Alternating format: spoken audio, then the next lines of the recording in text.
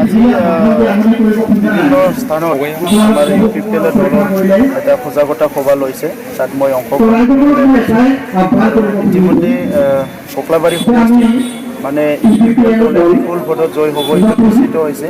স্বতঃস্ফূৰ্তভাৱে ওলাই আহিছে, আমাৰ দলত জড়িত হৈ আছে আৰু চবেই এটা পৰিৱৰ্তনৰ যিটো যাত্ৰা ইয়াত অংশগ্ৰহণ কৰিবলৈ বিচাৰিছে।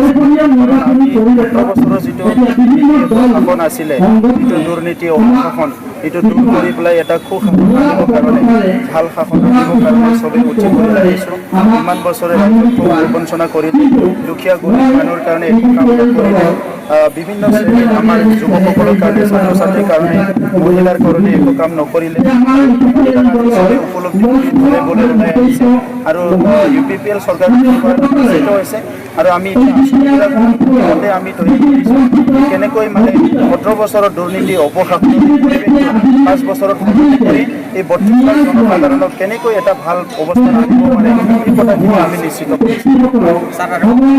তাৰ ক্ষেত্ৰত আপুনি কৰিছে যে আপুনি BPF বিচাৰিছিলে বা নাৰায়ণ মেচ আছিলে, তেখেতে কৈছে মানে আমি BPF লগত মিত্ৰতা কৰিব বিচৰা নাই। BPF মুৰব্বী হাগ্ৰামা মহিলা ডাঙৰীয়াই জুন মাহত আমাৰ লগত কথা পাতিছিলে আৰু তেখেতে আমাক আহ্বান কৰিছিলে কি তেখেতে মানে আমাক কাম কৰিব বিচাৰে।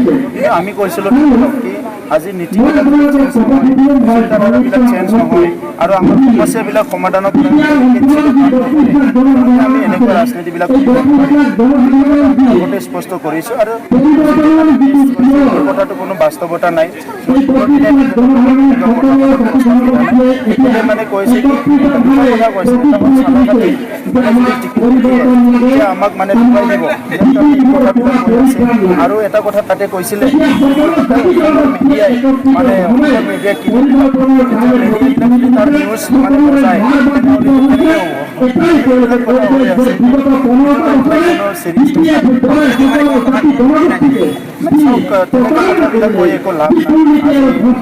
কথা তেখেতে কৈছে BPF ইমান ডাঙৰ কাম কৰিছে নেকি কি BPFৰ প্ৰতি এট্ৰাকশ্যন হল। আজি লাখ লাখ হাজাৰ হাজাৰ ৰাইজে ওলাই আহিছে। আজি বাইদেউ যোৱাৰ কাৰণে BPFটো আৰু যোৱা তুলসীৰ পাত হ'ব নোৱাৰে। মানে কেনেকৈ মানে BPFে ইমান দুৰ্নীতি ভ্ৰষ্টাচাৰ কৰি বাহিৰ জইন কৰাৰ লগে লগে একেদিনতে BPF বিৰাখনাটো হৈ যাব নোৱাৰে। গতিকে তেখেতসকলে দুৰ্নীতি কৰিছে, অপশাসন কৰিছে, গৰীব ৰাইজৰ কাৰণে অহা টকাবিলাক খাইছে। এইটো বাস্তৱ কথা।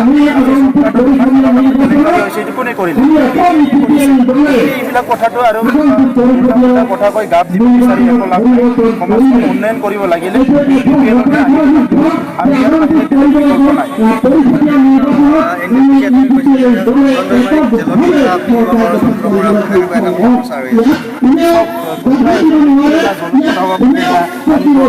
মই না পুলিচৰ বিষয়া, না মই আৰ্মিৰ বিষয়া, না মই না মই ৰুলিং পাৰ্টিৰ মানুহ, না মই কাৰ মানুহ।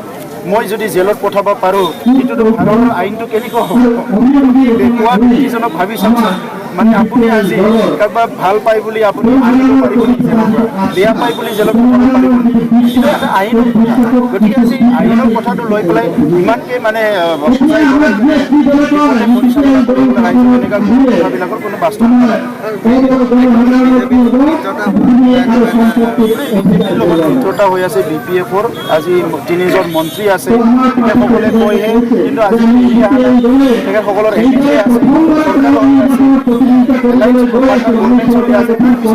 বেলেগ এজনক কোৱাৰ কাৰণে কি আছে? গঠনৰ কাৰণে বিভিন্ন বড়ো সমাজ হ'বই। বড়ো যিটো কাউন্সিল হ'বলৈ গৈ আছিলে এই এছেম্বলি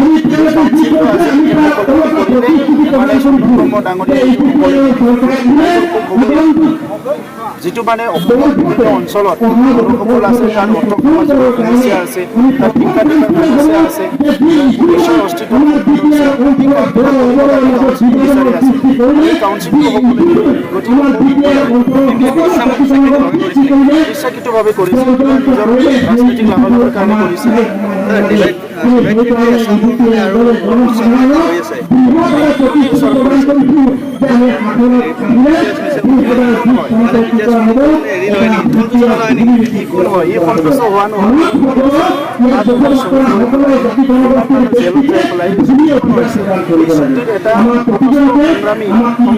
নাইকিয়া হৈছে অস্ত্ৰমুক্ত হৈছে কোনোবাই সি কথা ক'বা কিবা কৰা সি ক'ত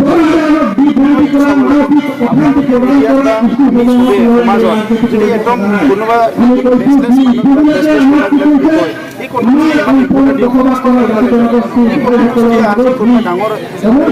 ডাঙৰ ইণ্টেলেকচুৱেলে কৈছে কোনোবা ডাঙৰ এডিটৰ কোনোবাই কৈছে আমাৰ কোনোবাই এজন প্ৰফেচৰে কৈছে কোনোবাই এজন বিষয়াই কৈছে কৈছে কোনোবাই এজন ৰাজনৈতিক মানে মানুহ যোন যাৰ কোনো কথাটো